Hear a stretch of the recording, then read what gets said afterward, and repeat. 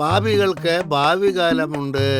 മരണശിക്ഷ ജീവപര്യന്തമാക്കി കുറച്ച് സുപ്രീം കോടതി. ഈശ്വരാ. അച്ഛൻ്റെ അമ്മോ ആൻഡു.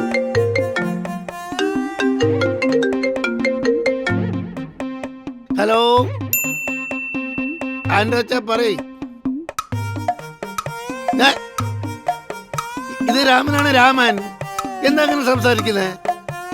ഞാൻ ഒറ്റയ്ക്കേ ഉള്ളൂ. അതെ ഒറ്റയ്ക്കാണല്ലോ. അയ്യേ അതെന്റെ മക്കളല്ലേ എന്നെ കാണാൻ വന്നതല്ലേ അങ്ങോട്ട് പോവാത്തോണ്ട്. 2 പെൺപിള്ളേരാ, ഒരു പെണ്ണ്, അത് വേലക്കാരി. സുന്ദരിയാണെന്ന് ആര് വിളിച്ചു പറഞ്ഞു? അത് കണ്ടവരുടെ കണ്ണിന് കുഴപ്പമുണ്ടാവും. അത് സുന്ദരിയൊന്നും അല്ല. അത് ജൂനിയർ ആർട്ടിസ്റ്റ് ആയിട്ട് നമ്മുടെ പടത്തിൽ അഭിനയിക്കാൻ വേണ്ടി ചാൻസ് ചോദിച്ചു വന്നു. ഓ ആയിക്കോട്ടെ ആയിക്കോട്ടെ, വാം വെൽക്കം.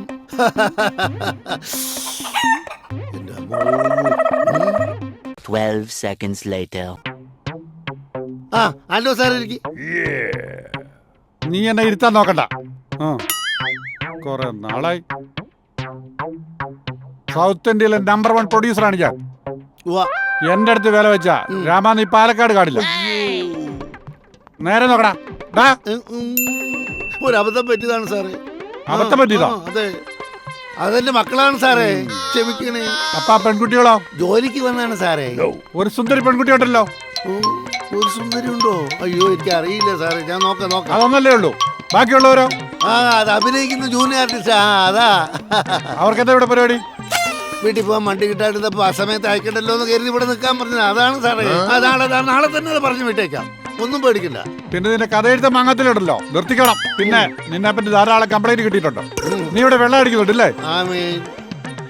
പിന്നെ വാളിന്റെ കാര്യോ? അയ്യോ ഞാൻ വെള്ളം അടിച്ച വാള് വെക്കാറില്ല, ശീലമില്ല. ആ വാളല്ല ഞാൻ പറഞ്ഞത്, എന്റെ വാൾ. ഞാൻ ജോൺസൺ ചാവങ്കരിന്ന് മേടിച്ച ടിപ്പു സുൽത്താന്റെ വാൾ. അത് നീ ഓടിച്ചില്ലേ? അറിയാതെ പറ്റിപ്പോയി. 24 മണിക്കൂർ നിനക്ക് ഞാൻ തരാം. അതിനുള്ളില് നീ എന്റെ ടിപ്പുവിന്റെ വാൾ ഇവിടെ ശരിയാക്കി വെച്ചിരിക്കും. വെച്ചേക്കാം. പിന്നെ ഏത് സമയത്തും ഞാൻ വരും. നീ ഇവിടെ കിടന്ന് കൂടുതൽ വെള്ളത്തിലിറക്കിയാൽ നിന്റെ രാമേട്ടൻസ് കഫയെ പൂട്ടിക്കെട്ടി. കേട്ടാ? സൂക്ഷിച്ചോ നീ. ശരി. അയ്യോ സാറേ, ഇനി ഒരു അപകടവും ഉണ്ടാകില്ല.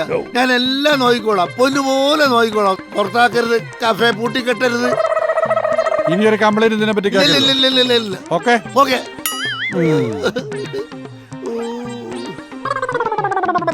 എന്റെ കർത്താവേ, ഇനിയൊരു തെറ്റ് ചെയ്യാൻ എന്നെ കൊണ്ട് തോന്നിപ്പിക്കരുതേ.